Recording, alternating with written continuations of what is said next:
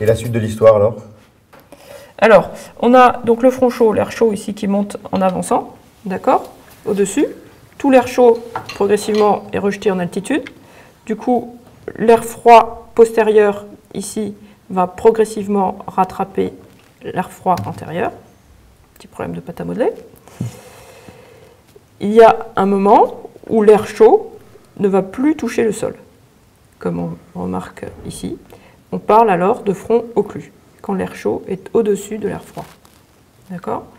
Progressivement, tout l'air froid postérieur va complètement rattraper l'air froid antérieur, et il n'y aura plus que de l'air froid en surface et de l'air chaud au-dessus.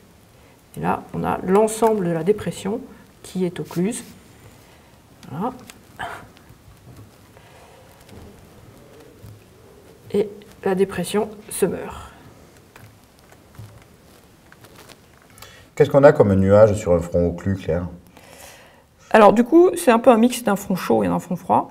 Et on a tous les types de nuages dans un front occlus. Ce qu'il faut surtout comprendre, c'est que le front occlus, c'est la fin de la perturbation. Et on a tout l'air chaud, finalement, qui est rejeté en altitude. Et cet air chaud qui monte, ça va faire essentiellement de la pluie. C'est ça la marque de fabrique d'un front occlus. D'accord. Il pleut. Donc, si j'ai bien compris, Claire, pour faire une dépression, ou une perturbation, il me faut de l'air chaud, de l'air froid. La masse d'air chaud est enfermée dans la masse d'air froid et du coup s'élève.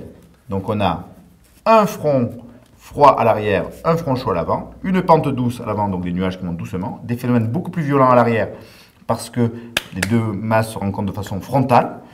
Et puis à la fin, on a une occlusion, c'est-à-dire que la masse d'air chaud passe par-dessus la masse d'air froid. Donc là, on revient à quelque chose de beaucoup plus stable. Et c'est la fin de la perturbation. C'est ça? Parfait. Bon, et je t'embarque ta pâte à modeler parce que moi, pour mes stagiaires, ça va me servir cette semaine.